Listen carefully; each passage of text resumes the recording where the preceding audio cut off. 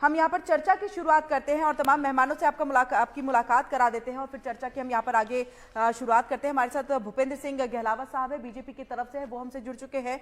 तो वही हमारे साथ नरेंद्र गुप्ता जी हैं जो कि अर्थशास्त्री हैं, सीए भी है, वो भी हमारे साथ जुड़ चुके हैं। और इसी के साथ हमारे साथ सुनील कटारिया जी हैं, कांग्रेस की तरफ से हैं, वो भी हमारे साथ जुड़ चुके हैं। और आप लगातार इनको जो है सुबह से सुन ही रहे हैं, तमाम इनके जो पक्ष है, इनके पॉइंट है, वो क्या कुछ है इस बजट को लेकर के।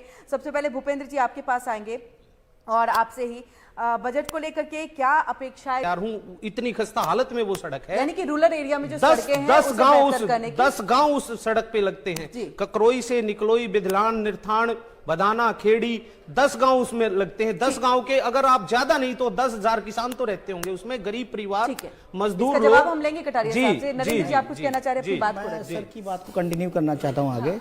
सर कह रहे हैं कि रोड अच्छा नहीं है। मुझे नहीं लगता है, आज यही तो सबसे प्लस पॉइंट है बीजेपी में कि पूरा इंफ्रास्ट्रक्चर इतना टाइट हो गया है। मैं यूपी से बिलोंग करता हूं।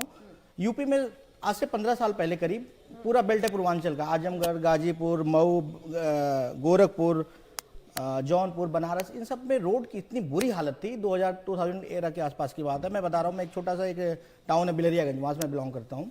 वहाँ से आजमगढ़ एक शहर है, डिस्ट्रिक्ट, हाँ 15 किलोमीटर था। मैं वहाँ से स्कूलिंग करने जाता था, 15 किलोमीटर 2 घंटे लगते थे हमें। हमने वैसी जगह से स्कूलिंग की है, मतलब स्कूल चूंकि वहाँ पे एक ही बड़ा स्कूल था, हमें जाना पड़ता था। लेकिन अब 15 से 20 मिनट पहुँच जाते हैं।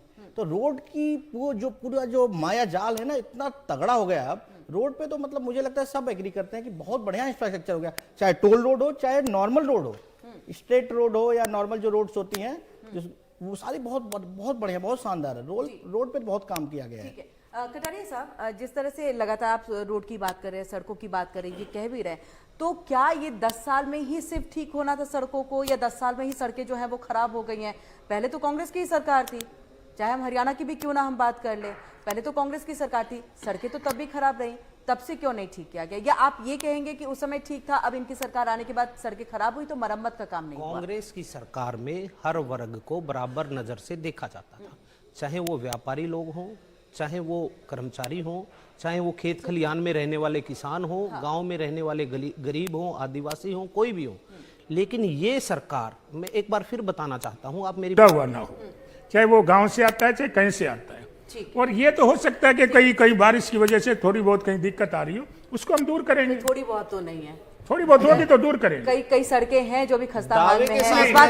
इस बात में कोई दो राय नहीं है, जिसको चीजों को ठीक करने की जरूरत है। आप नरेंद्र जी अपनी बात को रखिए। अभी ग्राम सड़क की बात हो रही है तो उसको मैं थोड़ा आगे फर्दर ले जाना चाहता हूँ। अगर इसको बहुत डिटेल में हमें समझना हो कि इसने क्या किया है सड़कों पे, स्पेशली गाँव के लिए, तो हमें आज से 25 साल पहले जाना होगा। 1998 जब अटल बिहारी वाजपेयी जी सरकार आती है तो उनका एक विजन था, प्रधानमंत्री ग्राम सड़क योजना। उसके पहले गांव में मैम कच्ची रोडें हुआ करती थी, आप जानते हैं, मिट्टी की या ईंट की, ब्रिक्स की होती थी। हाँ। 98 के बाद एकदम ड्रास्टिक चेंज होता है, छोटे छोटे गांव में सड़कें जा रही हैं, ईंट वाली, सॉरी पक्की सड़कें उसको बोलते हैं।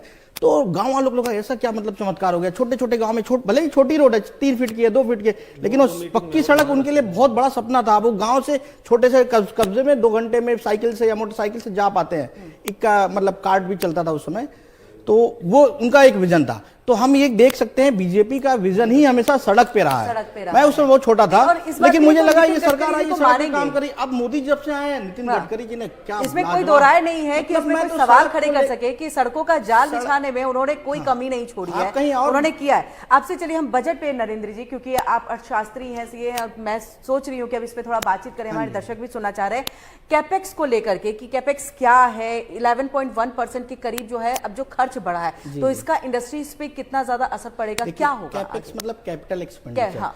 जब कोई बड़ा खर्चा होता है, जैसे डिफेंस पे खर्चा हो रहा है, रेलवे पे खर्चा हो रहा है, रोड पे हो रहा है, दिस इज कैपिटल एक्सपेंडिचर। अब हमारा कैपिटल एक्सपेंडिचर इतना ज्यादा इसमें बढ़ा हुआ है, और बढ़ने का कारण है कि हमें इंफ्रा हमें बहुत अच्छा चाहिए ना। जब इंफ्रा अच्छा चाहिए तो ये सारी लाइटिंग लगी है तो इन पर खर्चा होता है ना। तो वैसे ही हमें अपने देश की हालत सुधारनी है तो कैपिटल एक्सपेंडिचर बढ़ेगा ही बढ़ेगा। इसीलिए शायद मे भी इसका एक रीजन है, शायद आज जो बजट आया है इसमें टैक्स में पीटीआई जो पर्सनल इनकम टैक्स पे बहुत ज्यादा स्लैबिंग में कोई सुधार, मतलब वो as it is carry forward कर दिया गया है। This is the reason why, मतलब शायद budget as it is carry forward चल रहा है। तो कैपिटल एक्सपेंडिचर तो हमारा बढ़ेगा ही बढ़ेगा। जब भी हमारा इंफ्रा अच्छा होगा तो कैपिटल एक्सपेंडिचर बढ़ना ही है। हाँ, और हम बस उसको एक ही तरीके से सुधार सकते हैं कि हम ज्यादा से ज्यादा एक्सपोर्ट करें, और सरकार उसके लिए बहुत ज्यादा मतलब लोगों को मतलब सब्सिडी दे रही है कि आप एक्सपोर्ट करो। टैक्स नहीं लेती मैम, आपको पता है जीएसटी में 18% टैक्स आप इंडिया टू इंडिया ट्रेड करिए, लेकिन जैसे ही आप आउट ऑफ इंडिया कोई सर्विस देती हैं जीएसटी आपका पूरा माफ है, इसलिए कि हम आउट ऑफ इंडिया कंपीट कर पाए लोगों से। और मैं बता दूं, आज जब जीएसटी से पहले वैट चलता था उसके लिए एक अंडरटेकिंग लेनी पड़ती है, लेटर ऑफ अंडरटेकिंग उसको बोलते हैं LUT, लेटर ऑफ अंडरटेकिंग। उसके लिए हमें डिपार्टमेंट जाना पड़ता था, साहब है इंस्पेक्टर सर साइन कर दीजिए, साइन नहीं कर रहे हैं।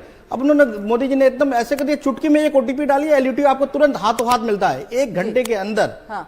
तो इतना मतलब ड्रास्टिक चेंज है एक्सपोर्ट में।